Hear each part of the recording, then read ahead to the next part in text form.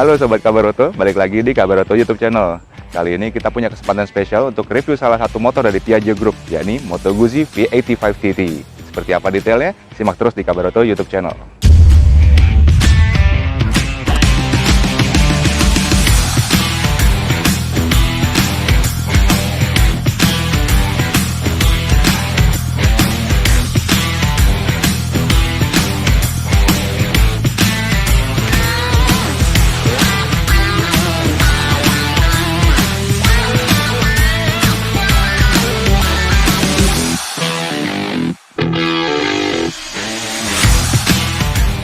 V85 TT. TT sendiri itu singkatan dari bahasa Italia untuk all terrain, artinya bisa digunakan untuk segala medan.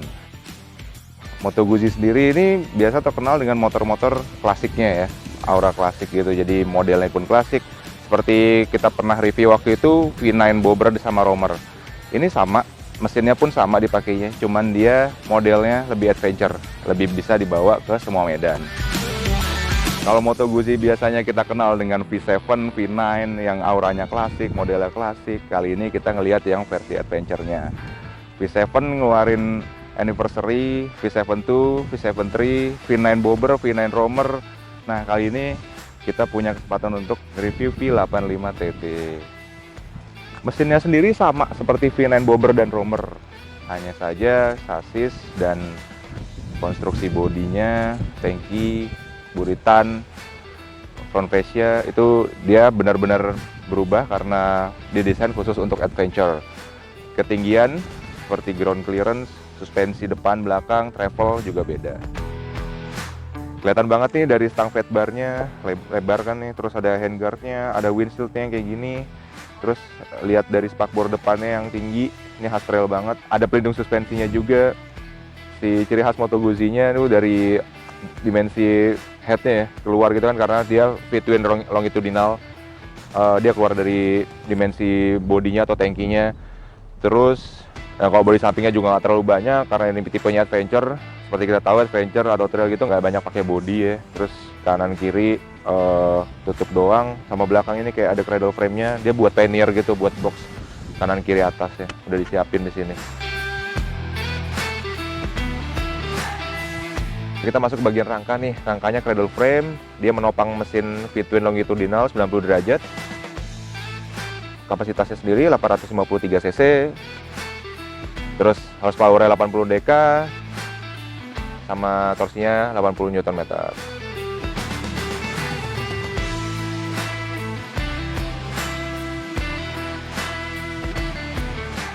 Untuk kompresi rasionya 10,5:1. Tenaga tersebut dialirkan ke roda lewat transmisi 6 percepatan. Gearboxnya sudah memakai sistem gardan, sudah tidak memakai rantai lagi. Jadi kalau misalkan di shifting gitu bunyinya cedrak-cedrak agak kencang gitu. Kalau biasa ngeliat tuh kayak motor-motor polisi gitu kan, yang cc gede-gede gitu.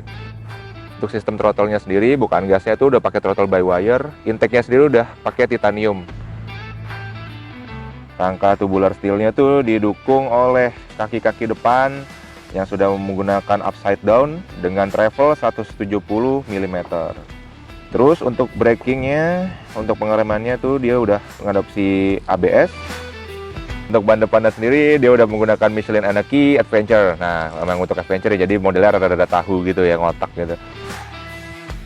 Untuk spesifikasinya sendiri, Michelin ini 110, 80, ring 19 untuk bagian depan. Sedangkan yang bagian belakangnya dia menggunakan 150, 70, ring 17.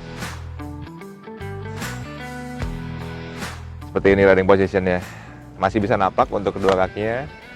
Untuk ukuran 188 cm memang sedikit menepuk bagian lututnya, tapi berarti untuk setinggi rata-rata orang Asia, motor ini masih sangat bersahabat, tidak perlu mencari trotoar untuk bersandar. Selama beberapa hari saya mencobanya, tidak ada yang terasa pegal ya dari sisi pinggul atau tangan. Hanya saja kadang terasa panas, wajar, motor gede, biasanya cc gede kayak gitu. Di bagian pangkal pahanya hingga ke atas. Untuk mengakali pegal-pegal, Moto Guzzi pun joknya sudah didesain sedemikian rupa, jadi kita bisa mengatur riding position, mau di belakang seperti ini, tinggal ganti-ganti saja. Jadi lutut kita akan lebih leluasa, tidak terlalu dekat dengan mesin juga, atau kalau misalkan kita mau sedikit tegap, kita bisa majukan badan kita.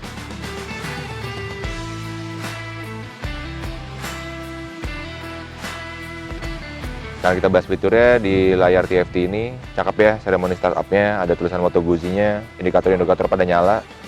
Nah, di layar utama ini kita bisa ngelihat ada putaran mesin, posisi transmisi kita di netral, gear 1, 2, 3, 4, 5, 6, ada kecepatan kita. Bisa diganti juga kilometer per jam atau mil per jam. Biasanya kalau misalkan Asia rata-rata pakai kilometer per jam. Terus di sini kita bisa toggle untuk modenya di handlebar kanan, ada tulisan modenya, itu kita bisa ngelihat average fuel consumption, itu konsumsi bensin rata-rata kita. Udah saya tes selama beberapa hari, dia bisa dapat 20,5 km per liter. Dengan rute Pamulang BSD, Gading Serpong, Alam Sutra. Ada juga trip meter A dan B. Ada waktu kita selama riding, jadi kita bisa tahu seberapa lama kita riding. Itu berguna saat kita touring ya, jadi kita tahu kapan kita harus istirahat, jadi nggak ini ya memaksakan diri gitu. Kita ada rekord juga untuk kecepatan maksimumnya 172 km per jam, saya yang kemarin ngetes. Average speednya, terus kita bisa toggle juga 2 kali modenya, kita pencet gitu, kita masuk ke tombol menu, tekan yang lama. Nah, kita di sini bisa ngelihat, bisa ada beberapa settingan seperti ABS, mau di on atau di off, MGCT, itu Moto Guzzi traction controlnya ya.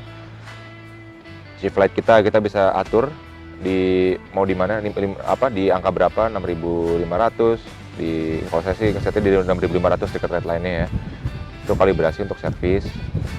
Displaynya tuh backlight, jadi kita bisa atur tingkat keterangannya maksimal 10. Modenya tuh auto, jadi dia bisa berubah sendiri tampilan LED-nya, TFT-nya. Kalau siang itu dia akan berwarna putih, kalau malam dia akan berwarna hitam. Dia menyesuaikan agar tidak terlalu silau. Ini ada bahasanya yang bisa dipilih, ada 2, Italia sama Inggris. Nah, dashboardnya kita bisa ngatur jam. Nah, ini pairing nih, salah satu fitur potensialnya dari si Moto Guzzi V85 TT. Sayangnya waktu kita tes pairing dengan smartphone kita nggak bisa, karena memang ternyata ada modul tambahan. Itu orang Moto Guzzi yang bilang, nggak kayak waktu kita review Vespa GTS Supertech 300 itu ya, dia tinggal kita download di Play Store atau App Store, itu udah langsung ke connect tuh kalau misalkan GTS 300 Supertech HPI. Nah, kalau misalkan Moto Guzzi V85 TT ini kita harus punya modul tambahan lagi. Jadi si MGMP ini, multimedia, Moto Guzzi multimedia itu, dia harus beli lagi lah ibaratnya gitu. Nah, jadi dia jadi opsional. Nah, kalau unitsnya ini yang tadi saya bilang ada satuan untuk mengukur kecepatannya, mau kilometer per jam, mil per jam, fuel consumption-nya mau dihitung per kilometer per liter atau liter per 100 km, miles per gallon untuk UK, miles per gallon untuk USA. Temperaturnya juga mau Celsius atau Fahrenheit. Oke. Nah, ini bahasanya nih ada 5 ya. Italia, Inggris, Perancis, Jerman sama Spanyol. Nah, kalau misalkan kita ngomongin di MGMP atau Moto Guzzi Multimedia Pairing itu yang tadi kita harus optional ya, kita harus tambahin lagi.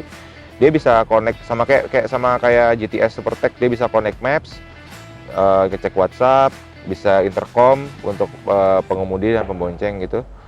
Bisa juga lihat notifikasi di handphone kita, di smartphone. Kalau misalkan kita mau ubah modenya, jadi dia ada 3 mode, road, off-road, sama rain. Nah, kalau misalkan off-road tuh dia ABS-nya di off-in untuk ban belakangnya. Kalau untuk mode road dia aktif semua, ABS, traction control, tenaganya juga horsepower-nya nggak ada yang di lock keluar semua. Sama kayak off-road, dia juga lebih seru ya, karena off-road dia ABS-nya di off-in, traction control nggak ada yang untuk yang ban belakang. Terus tenaganya juga keluar semua, kecuali yang rain. Kalau kita yang rain itu dia karena jalanan licin, dia menyesuaikan kondisi, tenaganya pun nggak seberingas ketika kita di mode road atau off-road. Kita tes ya, coba. Untuk toggle-nya sendiri di tombol start dia. Kita bisa ganti yang tekan agak lama. Tekan aja. Nah, kita bisa ganti rain, off-road, tuh rear ABS disable. Jadi ABS belakangnya dinonaktifkan.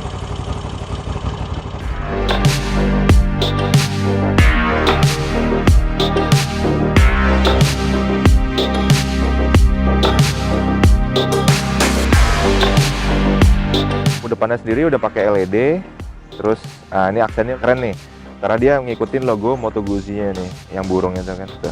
Ntar dia ada seremoni startup-nya juga. Pertama dia kalau nyalain dia terang gitu, illumination gitu, ascending terus descending sendiri. Kalau misalkan kita nyalain baru dia nyala dua-duanya.